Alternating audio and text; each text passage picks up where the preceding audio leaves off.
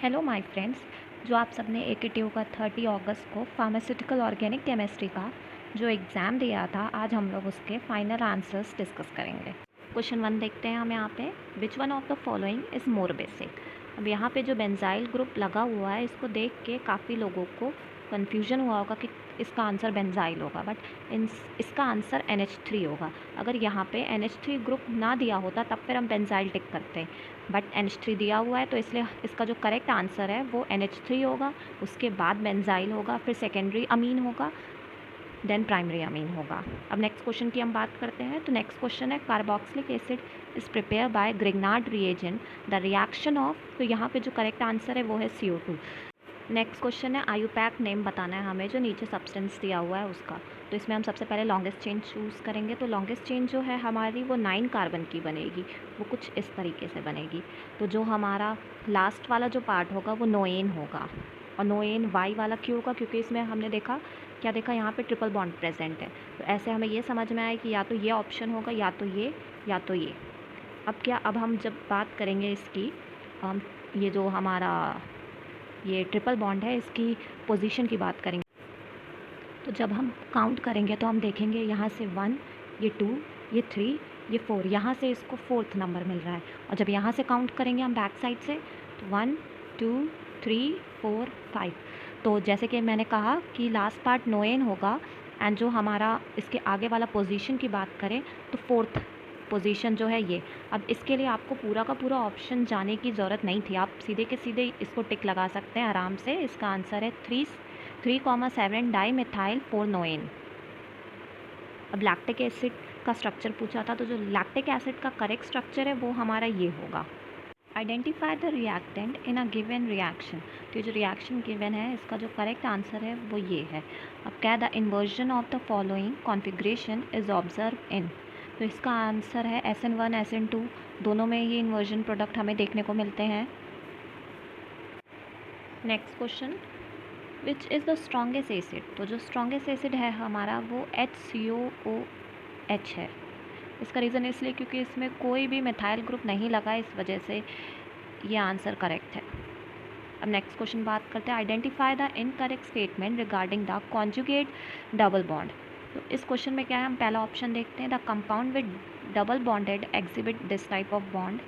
1,3 pentadiene is an example of this bond. Conjugate diene properties similar to that of alkene. 1,3 alkadiene have a conjugate bond.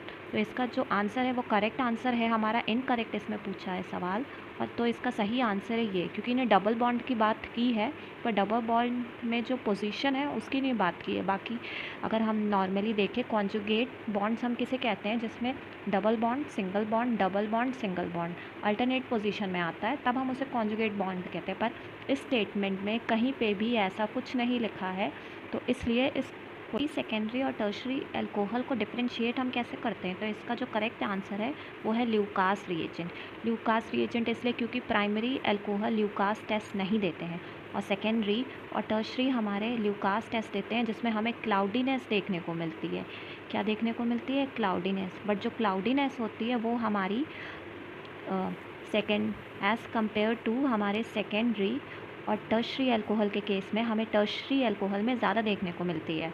तो इसलिए इसका जो right answer है वो है Lucas test. Next question है, which isomer is observe in the following compound. Chain isomer, functional isomer, positional isomer और tautomerism. इसका जो राइट आंसर है वो है पोजिशनल आइसोमर। इसका राइट आंसर है पोजिशनल आइसोमर, क्योंकि जो हमारा डबल बॉन्ड है उसकी पोजीशन में चेंज है। Elimination of haloalkane alkynes with less number of hydrogen on the double bonded carbon atoms preferred product as। इसका आंसर है एंटी मार्कोवनिक। अब नेक्स्ट में हमें आयुपैक नेम बताना है। तो सबसे पहले हम लॉन्गेस्ट चेन सेलेक्ट करेंगे। तो जो इसमें जो लॉन्गेस्ट चेन है वो हमारी ये बनेगी, जो यहाँ से स्टार्ट होगी, यहाँ से होते हुए ऐसे जाएगी, जो कि 8 कार्बन की हमारी चेन है। अब जो ये हमारे जो यहाँ पे सब्स्टिट्यूट होंगे वो ये होंगे और ये हो जाएंगे। तो जो पोजीशन जो आएगी सब्स्टिट्यूट की वो हम देखेंगे 1 2 3 और ये 4। तो हम देख रहे हैं 4th कार्बन जो है हमारा उस पर जो सब्स्टिट्यूट लगा हुआ है। तो इसके लिए हमें सारे के सारे सबको नेम करने की कोई ज़रूरत नहीं। तो आप देख रहे हैं कि इसमें 4th वाला जो ऑप्शन है, 4th पे हमारा मिथाइल ग्रुप भी लगा हुआ है, और इथाइल ग्रुप भी लगा हुआ है। तो इतना ज़्यादा 3 टर्म करने की आपको कोई ज़रूरत नहीं, सीधे सीधे आप फोर्थ पोजीशन देख रहे हैं, फोर्थ पोजीशन वाला और कोई ऑप्शन नहीं है। तो इसका जो राइट आंसर होगा वो फोर्थ वाला होगा, ये जो फोर इथाइल 4 मेथाइल ऑक्टेन वाला। क्या यूज़ ऑफ डाइक्लोरोमीथेन का इस्तेमाल हम एज अ रेपेलेंट करते हैं। और nitrous acid is a qualitative test for, ये क्वालिटेटिव टेस्ट हमारा किसके लिए देता है, ये अमाइंस के लिए देता है। नेक्स्ट क्वेश्चन ये पूछ रहा है हमारा कि प्रोपेनामाइड हमारा हॉफमैन डिग्रेडेशन रिएक्शन में क्या गिव करता है। जो हमारा हॉफमैन डिग्रेडेशन रिएक्शन है वो हमारा प्राइमरी अमाइड देता है। तो जो राइट आंसर होगा वो हमारा होगा methylamine. Next, catalytic dehydrogenation of primary alcohol gives, ये हमें एल्डिहाइड देता है। तो इसका राइट आंसर है aldehyde. Primary alkyl halide would prefer to undergo SN2 reaction, क्योंकि स्टेरिक हिंड्रेंस बहुत ही ज़्यादा कम होती है, इस वजह से SN2 रिएक्शन प्रेफर करते हैं। Predict the product when the propene reacts with HBr in presence of peroxide. अब ये जो स्टेटमेंट लिखी हुई है ये हमारी एंटी मार्कोवनिक ऑफ रूल के अकॉर्डिंग लिखी, या ये कहें हम एंटी मार्कोवनिक ही लिखी हुई है, एंटी मार्कोवनिक। सो इसके अकॉर्डिंग जो हमारा राइट आंसर होगा वो ये होगा फर्स्ट वाला, ये फर्स्ट वाला। अब क्या, the bond angle between hydrogen carbon carbon bond in ethane कितना होता है, ये 109 डिग्री होता है। Next question, which of the following alcohol will give the most stable carbocation during dehydration. तो इसका आंसर है 2 मेथाइल 2 प्रोपेनॉल।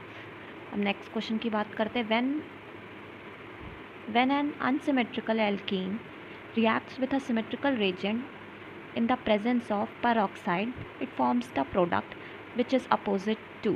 अभी सिर्फ अभी हम इतना ही स्टेटमेंट हम देखेंगे, ठीक है। तो इसमें सबसे पहले पेरोक्साइड की बात कर रहे हैं। पेरोक्साइड यानी कि एंटी मार्कोवनिक में ही सिर्फ पेरोक्साइड यूज़ करते हैं, मार्कोवनिक में यूज़ नहीं किया जाता है। अब क्या आगे की लाइन क्या है, विच इज़ अपोजिट टू, ये पूछ रहा है कि ये जो कोई भी रिएक्शन हो रही है वो अपोजिट टू किसके है, तो वो होती है अपोजिट टू मार्कोवनिक। अब देखिए ऑप्शन में लिखा है मार्कोवनिक 2 बार लिखा है, एक इसमें और एक इसमें। तो अब इसमें से कौन सा है, अब क्या, जब रिएक्शन होती है एंटी मार्कोवनिक तो इसमें रेडिकल्स का फॉर्मेशन होता है। तो इसके अकॉर्डिंग जो आंसर होगा तो वो होगा Markovnikov product and free radical mechanism.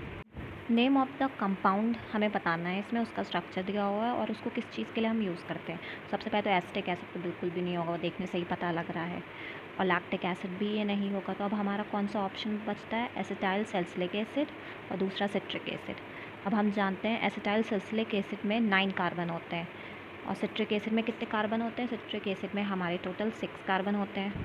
तो अब हम सबसे ईजी तरीका में इसका कार्बन हम काउंट कर लें, तो इसमें जो कार्बन है कितने हैं, 1 2 3 4 5 6। तो इसका जो राइट आंसर है वो है citric acid and a flavouring agent. Conjugate dienes react with dienophile to form cyclohexene, ये हमारी कॉन्जुगेट डाइन्स की नेमिंग रिएक्शन है जिसमें हमारा साइक्लोहेक्सीन एज अ प्रोडक्ट के फॉर्म में बन के निकलता है। Halogenation of alkane is an example of free radical substitution. Which of the following is unsaturated compound, तो इसका जो आंसर है हमारा C2H4 वाला है। अब क्या है, the ease of dehydrohalogenation of alkyl halide with alcoholic QH। तो इसका जो आंसर है सबसे ज़्यादा हमारा प्राइमरी देता है, देन सेकेंडरी देता है, देन टर्शरी देता है। तो इसका जो राइट आंसर है वो ये वाला है।